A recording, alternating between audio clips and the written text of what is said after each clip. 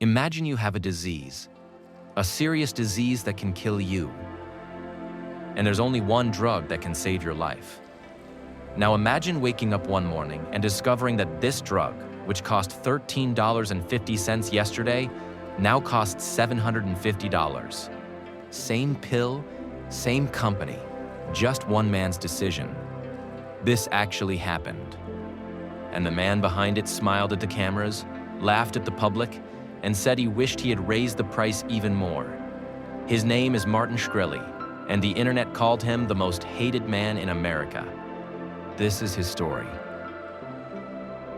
Martin Shkreli was born in 1983 in Brooklyn, New York. His parents were Albanian and Croatian immigrants who worked as janitors.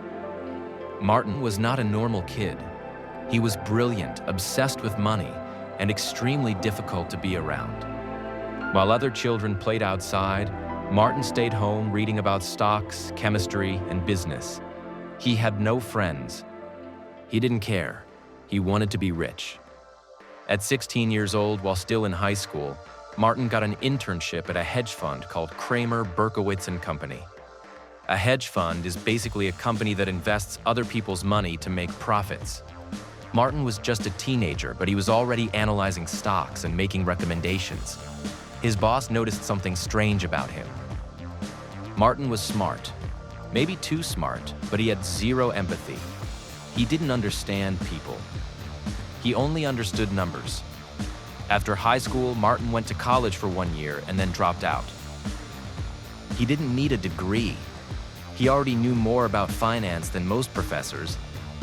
At 20 years old, he started working at another hedge fund, then another, then another. He was making good money, but it wasn't enough. Martin wanted to be a legend. He wanted to be remembered. And he found his opportunity in the pharmaceutical industry. In 2011, Martin Shkreli founded his first pharmaceutical company called Retrofin. The business model was simple but controversial.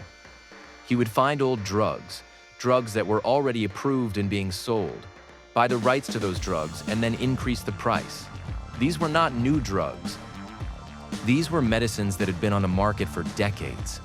But because they treated rare diseases, there was no competition. If you had that disease, you had no choice. You had to pay whatever price Martin wanted, and it worked. Retrofin made millions. Martin became a millionaire before turning 30. But there was a problem. The board of directors at Retrofin discovered that Martin was using company money for personal reasons. He was paying off debts from his previous hedge fund failures. They fired him in 2014. Martin was furious. But he didn't give up. He immediately started a new company.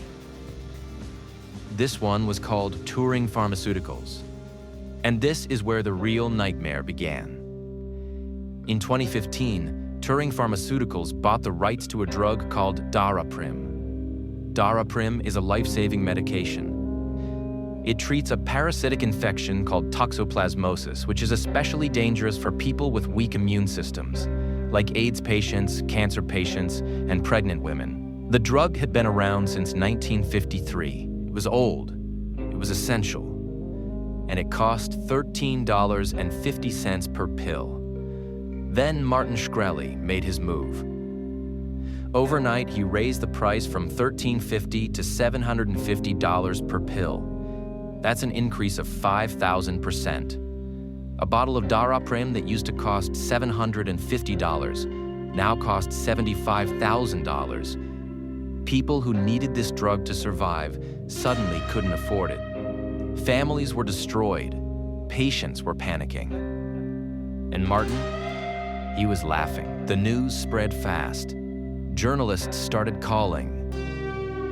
Patients started crying on television. Doctors were outraged. The entire country wanted to know, who is this man, and why is he doing this? Martin Shkreli appeared on television, on podcasts, on Twitter, and defended himself, but his defense made everything worse. He said the price increase was necessary for research and development. He said the profits would help create better drugs in the future, but nobody believed him. Why?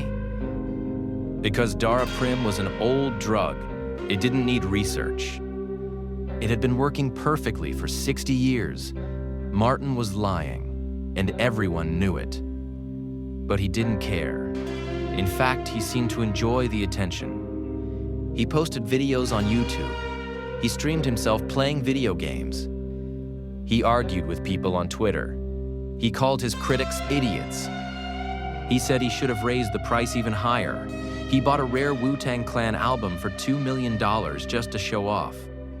He acted like a villain from a movie, and America hated him for it. The media gave him a nickname, Pharma Bro. It was not a compliment. Politicians got involved. Presidential candidates mentioned him in debates. Hillary Clinton called him a price gouger. Bernie Sanders called him a symbol of everything wrong with the system. The United States Congress invited Martin to testify. They wanted answers. They wanted him to apologize. They wanted him to lower the price. Martin showed up to Congress in 2016. He sat in front of the committee surrounded by cameras and angry politicians. They asked him questions. He smiled. They asked him to justify the price increase. He smiled. They asked him if he had any regrets. He said nothing. Then he invoked his Fifth Amendment right, which means he refused to answer any questions. He walked out. And on Twitter later that day, he called the politicians imbeciles. The country was furious. But Martin Shkreli was untouchable. Or so he thought. While the public hated Martin for Daraprim, the federal government was investigating him for something else: fraud. Remember Retrofin, his first company? The one that fired him? Turns out Martin had done something illegal.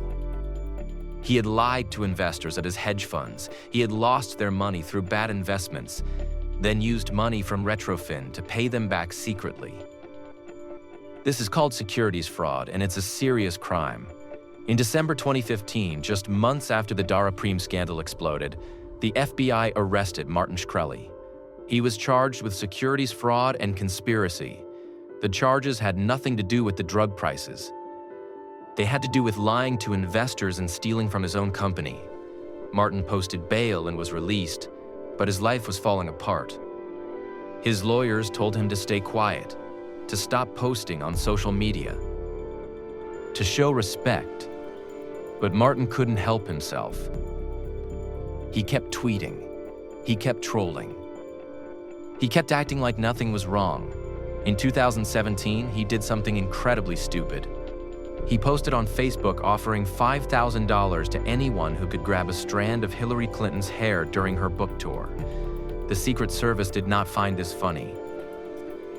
The judge did not find this funny. Martin's bail was revoked and he was sent to jail immediately. The trial happened later that year. The prosecutors showed emails, documents, and testimonies proving that Martin had lied and stolen. His defense argued that the investors actually made money in the end, so no harm was done.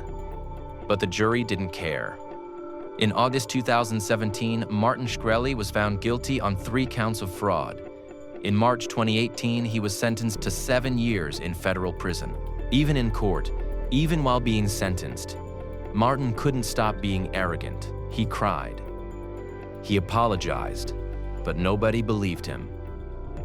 The judge said his actions were serious and deliberate. The government seized his assets, including that $2 million Wu-Tang Clan album.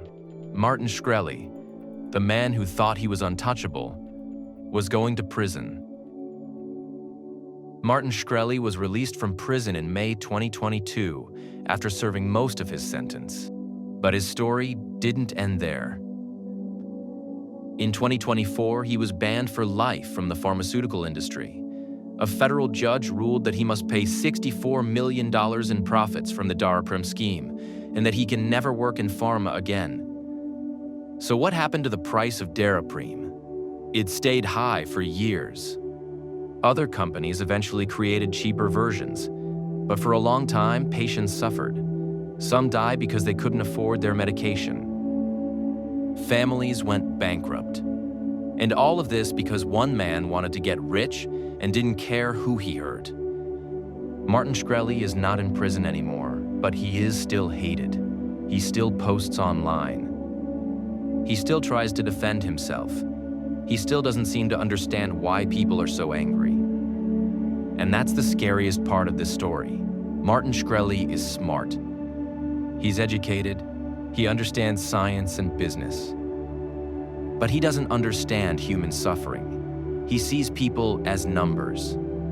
He sees medicine as a product, not as a lifeline. This is the danger of greed without empathy. This is what happens when someone has power but no conscience. The pharmaceutical industry is full of problems. Drug prices are too high. Insurance is complicated. People are dying because they can't afford treatment.